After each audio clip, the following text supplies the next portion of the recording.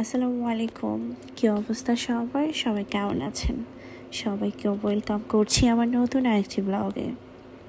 তো আমরা চলে এসেছি নওগাঁ জেলার মান্দা থানার কুসুম্বা মসজিদ দেখতে। এই সেই মসজিদ যেটা কিনা আপনারা দেখতে পারবেন বাংলাদেশি মুদ্রা 5 টাকার নোটের পেছনে। তো এই তো আমরা চলে এসেছি মসজিদটা দেখতে। এটা কিন্তু অনেক সুন্দর একটা মসজিদ, অনেক পুরনো একটা মসজিদ। এটার ইতিহাস হয়তো অনেকেই জানেন, আবার অনেকেই জানেন না। বাট সামনে দেখলে অনেক সুন্দর লাগবে। অনেক পুরনো একটা মসজিদ। এখানে এখনও 5 ওয়াক্ত নামাজ আদায় করেন মুসল্লিরা। এই তো আমরা আপনাদেরকে আজকে পুরো মসজিদটা ঘুরে দেখাবো। মসজিদের পুরো এরিয়াটা আপনাদেরকে ঘুরে দেখাবো। আপনাদের যদি মসজিদটা ভালো লাগে অবশ্যই শেয়ার করবেন, কমেন্টস করবেন।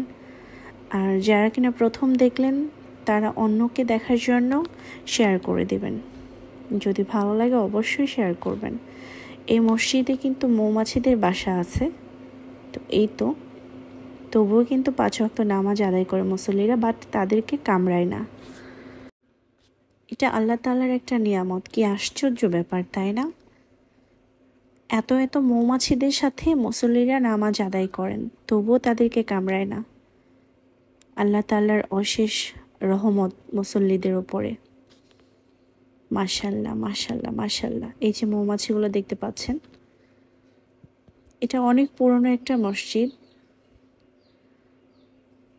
এখানে অনেক পর্যটকরা আসেন, এটা দেখতে আসে মসজিদটা। এই তো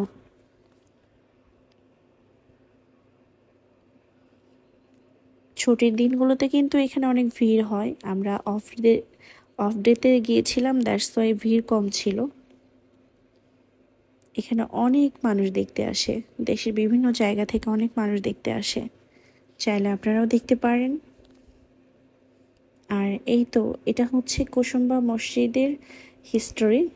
আপনারা চাইলে পড়তে পারেন, পোস্ট করে পড়তে পারেন, জুম করে পড়ে নিতে পারেন।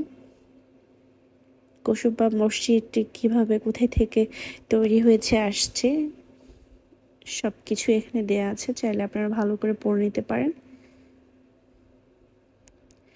দেন হচ্ছে সেখানে কিন্তু মেলার মতো করে হয় বন্ধের দিন বা কোনো অকেশনে। তো এখানে অনেক বাচ্চাদের অনেক ধরনের খেলনা আছে, যেগুলো গ্রামে মেলা হয় যে মেলাতে দেখা যায়। এই তো দেখতে পাচ্ছেন। দেন সেখানে কিন্তু আরেকটা জিনিস আছে, সেটা হচ্ছে কুসুম্বা দিঘি। এই তো ঠিক আছে।